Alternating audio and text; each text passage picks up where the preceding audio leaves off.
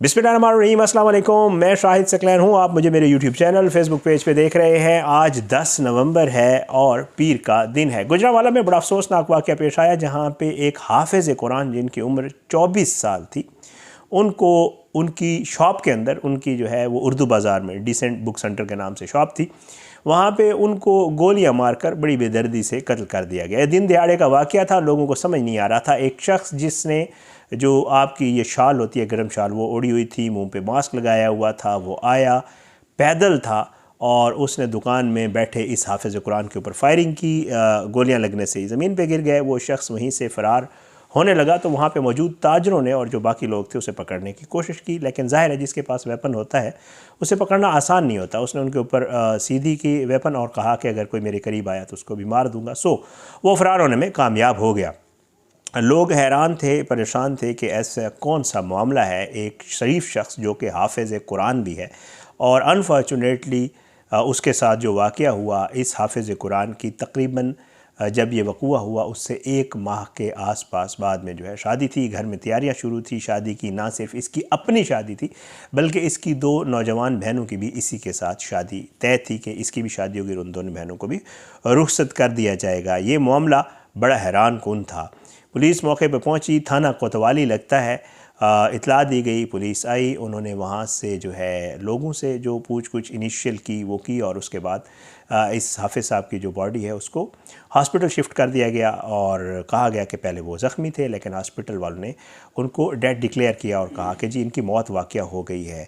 इब्तदाई जो postmortem report आई थी उसमें उनके जिस्म पर, जो घर वाले भी बता रहे हैं, कोई 6 से 7 गोलियाँ चलाई गई और जो लगी उनको, और ये बड़ा अनफॉर्चुनेट और बड़ा ही अफसोसनाक वाक़या गुजरांवाला में पेश आया। लेकिन जब इसकी पुलिस ने तफ्तीश की, जब बाकी मामलात खुले तो सामने ये आया कि ये जो वाक़या किया है वो किसी और ने नहीं किया है बल्कि इनके अपने खालाजाद भाई ने, जो कि कहा यह जा रहा है कि शायद ज़्यादा टाइम इनके घर उसने बचपन में गुजारा, इनके साथ ही बड़ा हुआ, हिफ्ज़ भी इन दोनों ने इकट्ठे ही किया और फिर उसके बाद जो है अनफॉर्चुनेटली ये सब कुछ उसने किया।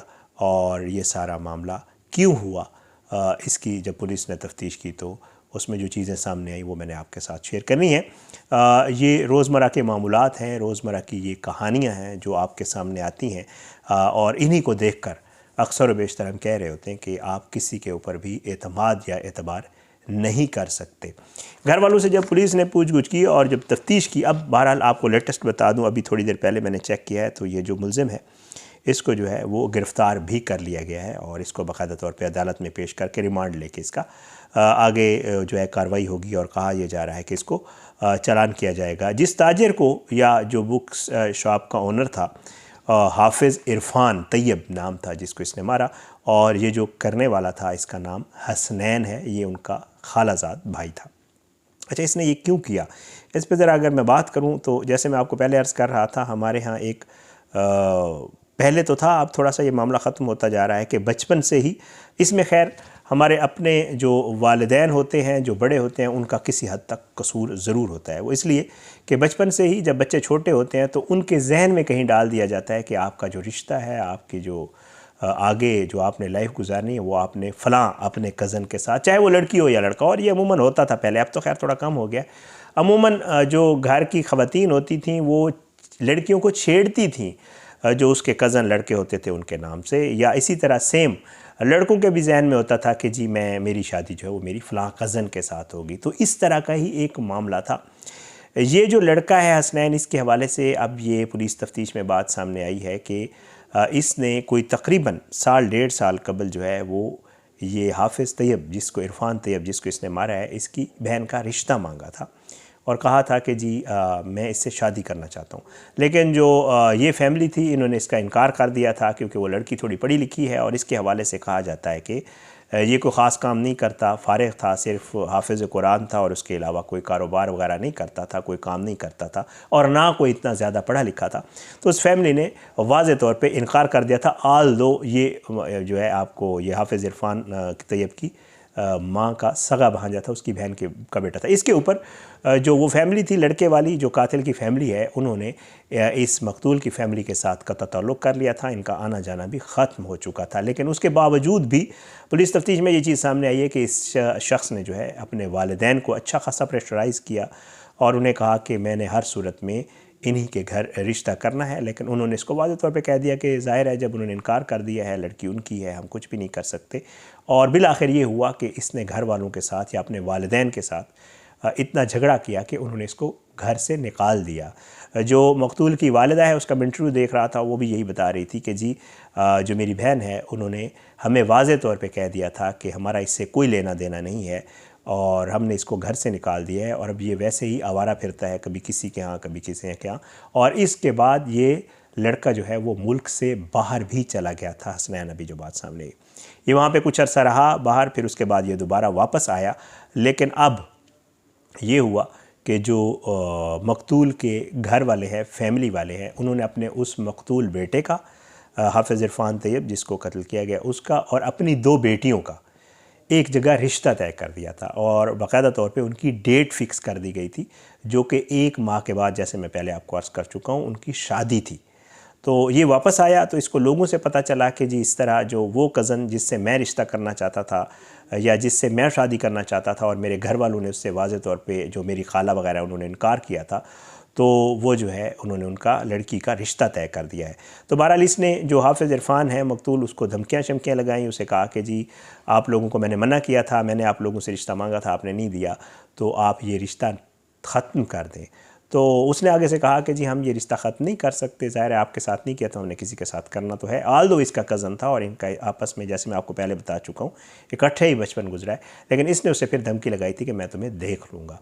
अच्छा, उसने, मकतूल ने इस बात का जिक्र अपने घर वालों से भी किया था, अपने वालिदैन से, कि कज़न जो है वो मुझे धमकियाँ लगा रहा है रिश्तों को लेकर और कह रहा है कि मैं तुम्हें छोड़ूंगा नहीं। और घर वालों ने से कहा था कि अगर ऐसा मामला है तो तुम बेशक इसके ख़िलाफ़ FIR करवा दो, फारिग फिर रहा होता है, कहीं ऐसा ना हो तुम्हें नुकसान पहुंचा दे। लेकिन उसने कहा कि मुझे अंदाज़ा है कि ये इतना कुछ बड़ा कार्रवाई या बड़ा काम नहीं कर सकता, और दूसरा ये है कि हमारा कज़न है, ठीक है, धमकी वगैरह जब ऐसी बात कर रहा है, मेरा नहीं ख्याल कि कोई ऐसा गलत कदम उठाएगा या खुदा न खास्ता वो मुझे नुकसान पहुंचाएगा। बस यही उसकी भूल थी। ज़ाहिर बात है उसको नहीं अंदाज़ा था कि जिसको वो ये समझ रहा है कि उसका कज़न भी है और शायद वो इसको नुकसान नहीं पहुंचाएगा, वही हुआ। उस बेचारे को निहत्था था, वो बैठा हुआ था दुकान के ऊपर और उसके ऊपर आकर इसने फायरिंग की और उसकी जान ले ली। बड़ा अफसोसनाक वाक़या, ये मुलज़िम गिरफ़्तार हो गया है, मैं आपको पहले अर्ज़ कर चुका हूँ, और इसको जो है अब पुलिस ने आगे इसकी कार्रवाई करनी है। लेकिन बात वही है जैसे मैं आपको वीडियो के शुरू में कह चुका हूँ कि जी आप किसी पे भी एतमाद नहीं कर सकते। वो आपका कोई सगा हो सकता है, कोई आपका रिश्तेदार हो सकता है, और दूसरा जो एक हमारे मुआशरे में एक चीज़ पाई जाती है जिसके हवाले से कह रहा था कि जी पहले से ही किसी के जहन में डाल देना या कोई रिश्ता या इस तरह का।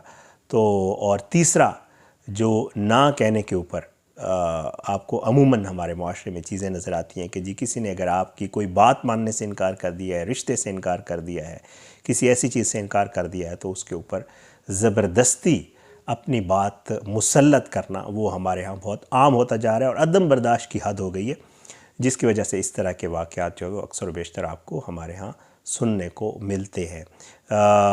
ताजर बरादरी ने प्रेशराइज़ किया, पुलिस से बातचीत की, हड़ताल भी हुई वहाँ पे उर्दू बाज़ार में, और उसका ये हुआ कि पुलिस ने वादा किया था ताजर बरादरी के साथ कि वो इसके जो कातिल है उसको किसी तरीके से गिरफ़्तार ज़रूर करेंगे। और पुलिस ने जो है फिर जियो फेंसिंग और इसका mobile data tracing, human intelligence वगैरह सब कुछ करा के उन्होंने बिल आखिर, उनको अंदाज़ा हुआ किस जगह पे मौजूद है, उन्होंने बिल आखिर इसको जो है वो गिरफ़्तार करने में पुलिस कामयाब रही है।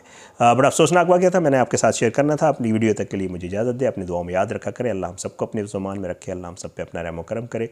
इंशाअल्लाह अगली वीडियो में मुलाकात ज़रूर होगी, लेकिन बशर्ते ज़िंदगी। इजाज़त दें। पाकिस्तान ज़िंदाबाद। अल्लाह हाफ़िज़।